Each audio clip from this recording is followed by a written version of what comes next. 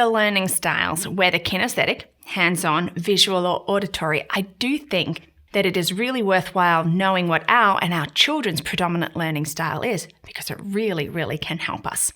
If you haven't, check out some of the other videos that I have on the learning styles looking at the characteristics. And this is the third and the last in the series of looking at strategies that we can use as parents to help our children according to their different learning styles. Today, we're going to look at the auditory learner.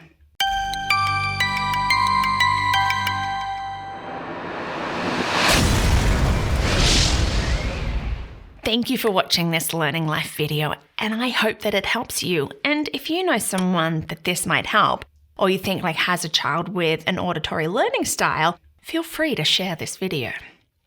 Well, the auditory learner. Here we are in the last of the series of looking at strategies we can do to help them. Now, our auditory, of course, they're learning best by hearing. But the main characteristics of them really come down to talking through a concept to fully understand it, often talking to themselves. Even when they're reading, they think it's in their head, they're actually whispering along. They're actually talking through a concept to fully understand it. And when we understand that for our auditory learner, we can set up some good strategies for them to help them learn.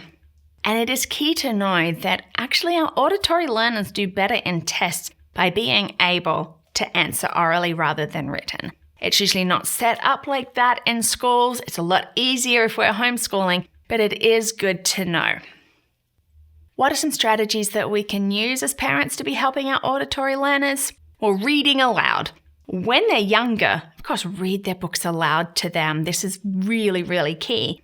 But encourage your older children who know how to read, and even your teenagers, to read aloud their novels, their textbooks, their school materials, because by reading it aloud, they're hearing it and they're going to understand it better. Phonics is also great for our younger children because they're learning to sound things out, hearing the sounds, piecing it together, bringing together that concept. When it comes to lessons, it's great to be able to record and then play back. So get it, listen to it, play it over and over again so that you can hear it.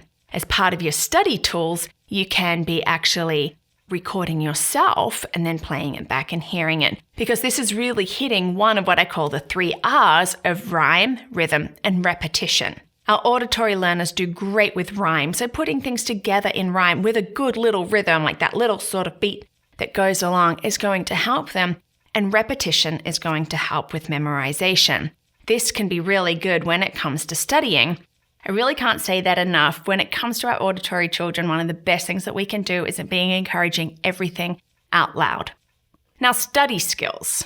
One of the best things they can do is find a study partner. This is great. Talking through a concept is really going to help them understand more than just reading over something.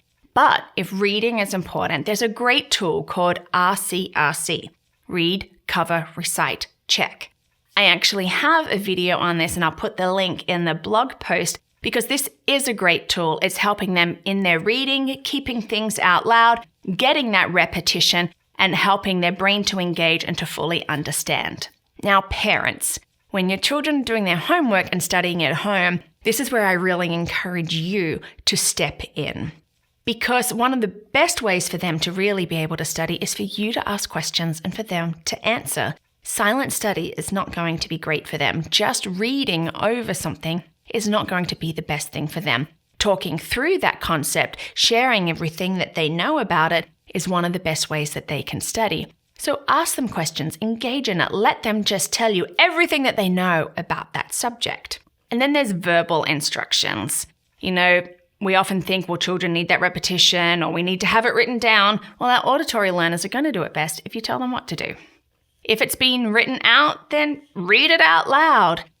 But you might be surprised to see just how well your auditory learners are doing when you are giving them those verbal instructions. These are just some simple little strategies for our auditory learner, because they need to be hearing things, whether it's them talking it out loud or you parents or the teachers or whoever it is. Let's help our auditory learners succeed by following these strategies. So thank you for watching today, and I really hope that this has helped you get some strategies and some tools to help your auditory learner.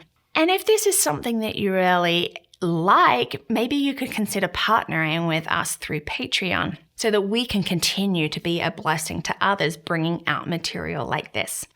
Thank you so much for watching, and I really hope you enjoy spending this time with your auditory learner.